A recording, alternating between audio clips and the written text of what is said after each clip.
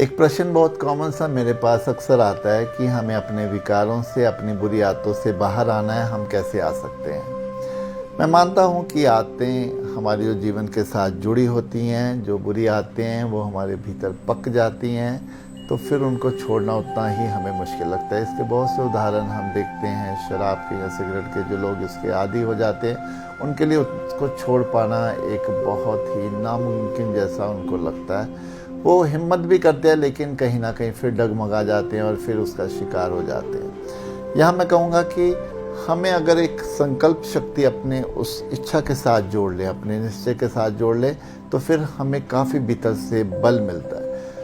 हो सकता है कि वो संकल्प हम पूरा ना भी कर पाएँ, लेकिन फिर भी हम उतनी पूरा जी जान लगा दें, और अगर हम पहली बार में फेल हो भी जाते हैं लेकिन फिर हम दूसरा संकल्प फिर बराबर का लेकर हम जीवन में चल सकते हैं। हाँ, हमें अपने संकल्प का ढिंढोरा नहीं पीटना है, ना ही हमारे संकल्प का प्रभाव हमारे आसपास के लोगों के ऊपर आना चाहिए। अपने संकल्प पर हमें चुपचाप पूरे बल से, पूरे प्रयास से काम करना चाहिए। अगर संकल्प पूरा हो भी गया तब भी हमें अपना अहंकार बीच में नहीं लेकर आना है कि हमने अपने संकल्प को पूरा कर लिया। और अगर संकल्प नहीं पूरा हो पाता है तो फिर कोई निराशा, उदासी या कोई तनाव हमने अपने भीतर उसके लिए भी नहीं लेकर आना है।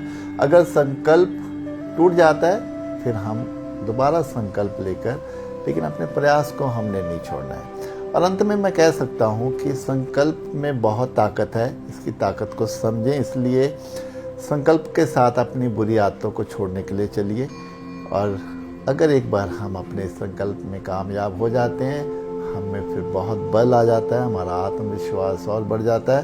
फिर जीवन में हम अपने बड़े विजन लेकर चलते हैं और फिर बड़े संकल्प लेने में भी हमें फिर कोई संकोच नहीं होता।